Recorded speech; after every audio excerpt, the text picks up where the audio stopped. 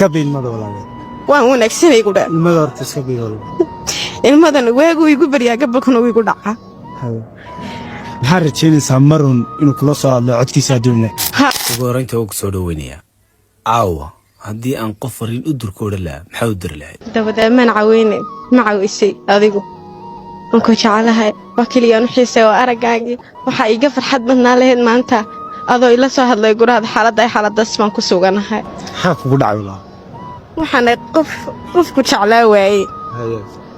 ismaan lahayn waad waayeysaa weligaa laakiin waayaha adduunkana kala dhantaa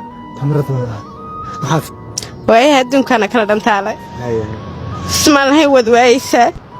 laakiin anugu sidii baan kuu jecelay waxaan rajaynaya inaad maalin uun iisoo noqon doonto maxaa kugu dhacay walaal wiilaan jeclaa weeya wuunii garanayaa codkayga markuu maqlo waxaana ku leeyahay waan kuu xiisay waana ku jecelahay keliya ila soo hada iska biin horta ilmada oo igu dhow iska biin mada walaal waan wanaagsanay ku dhaa ilmada horta iska biin walaal ilmadan waagu igu bariyaa gabalkuna igu dhaca maxaa rajaynaysaa marun inuu kula soo hadlo codkiisa adduunna inuu ila soo hadlo waana ku jecela kama maarmi karo kuma khalaf wada maadiga misaysan mid gale ma garanayo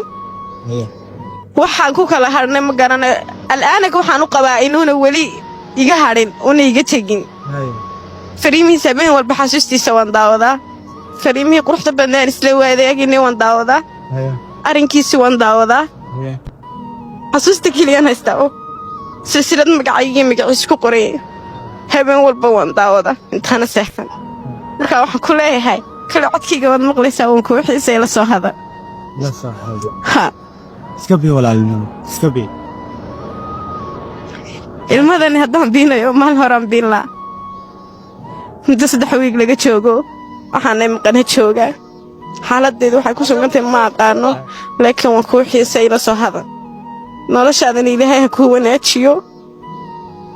adduunya aakhira waan kuu soo ducaynaya laakiin waxaad ku sugantahay ila soo hadal